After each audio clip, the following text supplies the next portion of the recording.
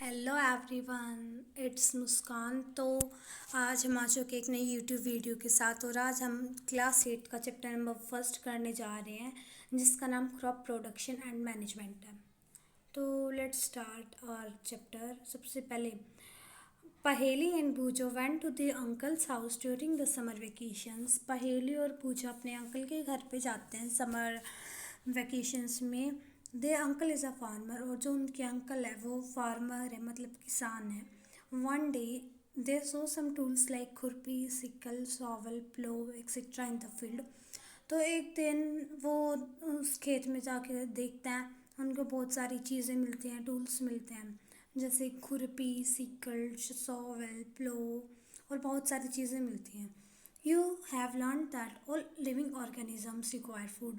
आपने 6 में ही पढ़ा था, 7th में ही पढ़ा था, अभी भी पढ़ ही रहे हैं कि हर एक लिविंग ऑर्गेनिजम्स को तो फूड चाहिए ही चाहिए, otherwise it can not survive. Plants can make their food themselves. जो प्लांट्स है वो अपना खाना अपने आप बना देते हैं। They can you recall how green plants synthesis there food on. तो क्या आप रिकॉल कर सकते हैं कि जो प्लांट्स है वो कौन सा प्रोसेस यूज़ करते हैं अपना फूड बनाने के लिए? तो इसका आंसर है photosynthesis. Animals including humans can not make their food own. जो एनिमल्स हैं और even humans, we can't make our food own, we are dependent on our nature और ऑन अदर प्लांट्स। क्योंकि हम अपना खाना खुद नहीं बना सकते, एनिमल्स भी नहीं बना सकते। So where do animals get their food from. तो एनिमल्स को उनका खाना कहाँ से मिलता है? But first of all why do we have to eat food. लेकिन सबसे पहले ये बताओ कि हमें खाना क्यों खाना पड़ता है। तो आप इस क्वेश्चन का आंसर्स नीचे कमेंट बॉक्स में बताओ। You already note that energy from food is utilized by organisms. आप सभी जानते हैं कि जो एनर्जी है वो हमें फूड से ही मिलती है ऑर्गेनिजम्स को, for carrying out this various body functions. ये कुछ काम करने के लिए, बहुत सारे काम करने के लिए, जैसे डाइजेशन के लिए, रेस्पिरेशन के लिए, एक्सक्रेशन के लिए और बहुत सारी चीज़ें उनके लिए। We get our food from plants और एनिमल्स और बोथ। हमें अपना खाना प्लांट से मिलता है, एनिमल से मिलता है, या दोनों से मिलता है? इसका आंसर आप बताओगे मुझे।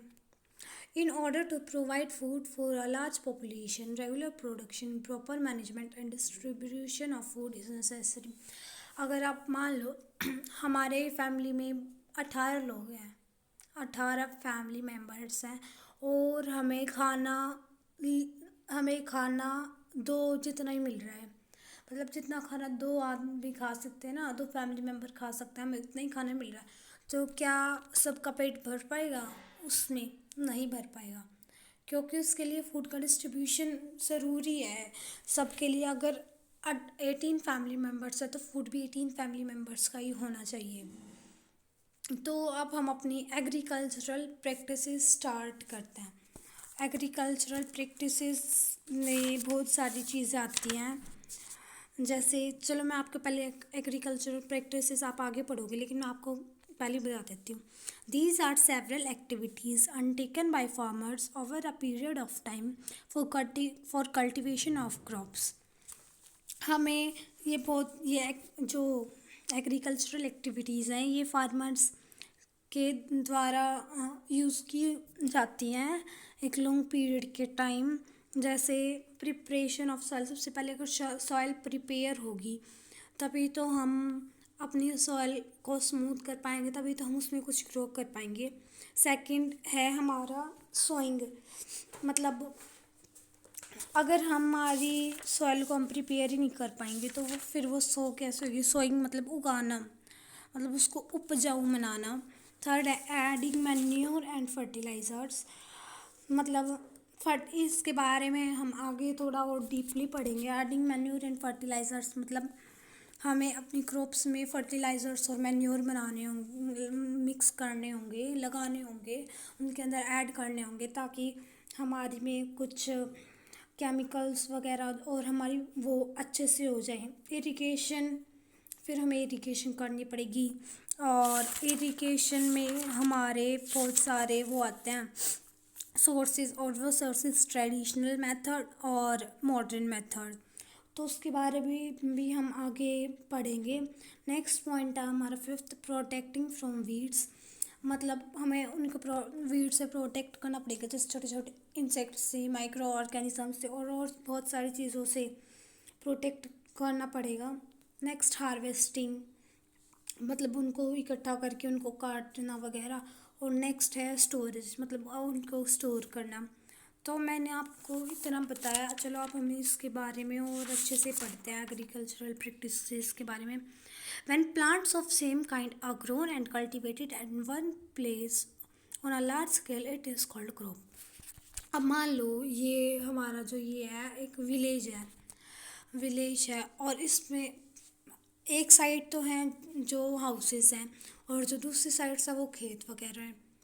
अब जो खेत हैं उनके अंदर अगर उसकी एक तरह की क्रॉप्स हैं, मान लो आपने ये तो सुना ही होगा कि हम उसको कीले बोलते हैं, मतलब एक पर्टिकुलर प्लेस में अगर एक काइंड के क्रॉप्स होंगी, एक काइंड के प्लांट होंगे तो उसे क्रॉप्स कहते हैं। For example, crop of wheat means that all the plants grown in the field that are of wheat. मतलब अगर अब एक पर्टिकुलर प्लेस पे वीट्स के प्लांट्स ग्रो हुए हैं तो वो यह कहलाएगी कि वो जो पूरा खेत है, वो जो पूरा फार्म है, वो वीट्स का है। तो you already know that crops are of different types are cereals, vegetables and fruits। बहुत सारी क्रॉप्स होते हैं, वेजिटेबल्स भी होती हैं जैसे ये टमाटो, पटैटो, फ्रूट्स भी होते हैं और सीरियल्स भी होते हैं।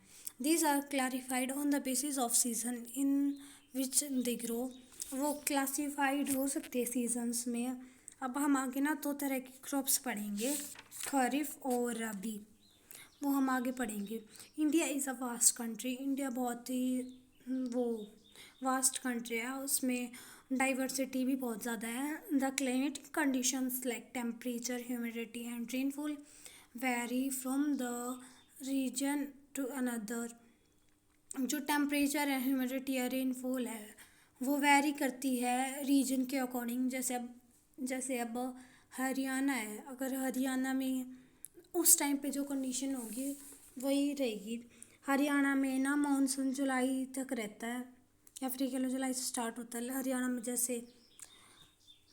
और पंजाब में भी ऐसे रहता है। जैसे असम में टेम्परेचर उनके अकॉर्डिंग का है तो वहाँ पे टी फेमस है। केरला में बहुत सारी स्पाइसेस फेमस है क्योंकि वहाँ का टेम्परेचर उनके अकॉर्डिंग है। अब सो आगे पढ़ता है, accordingly there is a rich variety of crops grown in different parts of a country. बहुत सारी वेराइटीज़ हैं, डाइवर्सिटीज़ हैं हमारे इंडिया में, जहाँ पे बहुत तरह तरह की क्रॉप्स वगैरह ग्रो होती हैं। Despite the diversity, two broad cropping partners can be identified. अब हम खरीफ और रबी क्रॉप्स के बारे में पढ़ेंगे। First, kharif crops. This crops which are sown in the rainy season are called kharif crops. जो क्रॉप्स रेनी सीजन में हमें देखने को मिलती हैं वो खरीफ क्रॉप्स होती हैं। The rainy season in India is generally from June to September. जो क्रॉप्स हमें जून टू सितंबर में मिलती हैं ना, वो होती हैं जैसे पैडी, मेज़, जैसे ज्वार होती है ना, चने होते हैं, ज्वार होती है, सोयाबीन, ग्राउंडनट, कॉटन एक्सेट्रा और खरीफ क्रॉप। ये हमें जून टू सितंबर में देखने को मिलेंगी, मतलब रेनी सीजन में देखने को मिलेंगी। तो next, rabi crops. The crops given grown in the winter season are called rabi crops. जो क्रॉप्स विंटर सीजन में ग्रो होती हैं उनको हम रबी क्रॉप्स बोलते हैं। जैसे सबसे ज़्यादा एग्जांपल अभी वीट का है। अभी वीट चल रहा है, अभी गेहूं की क्रॉप्स आप सभी ने देखी होंगी कि अभी गेहूं का टाइम है क्योंकि विंटर सीजन में हुई थी ना, तो इसलिए अभी गेहूं का टाइम है। Their time period is generally from October to March. उनका time period generally October to March का होता है। अक्टूबर से मार्च तक का। For example, wheat, gram, pea, mustard and linseed. सबसे ज़्यादा एग्जांपल अब वीट और ग्राम का है, पी भी ज़्यादा है। तो आज के लिए ही चलो नेक्स्ट टाइम पढ़ते हैं। Besides these, pulses and vegetables are grown during summer at many places. इसके अलावा जो पल्सेस और वेजिटेबल्स हैं वो भी ग्रो होती है समर में बहुत सारी जगहों पर, जैसे असम हो गया, पंजाब हो गया, वो उनके क्लाइमेटिक कंडीशंस पर डिपेंड होते हैं। समर में बहुत सारी होती हैं। तो गाइस आज के लिए इतना ही, फिर मिलते हैं नेक्स्ट वीडियो के साथ। तब तक के लिए ओके, टाटा, बाय बाय।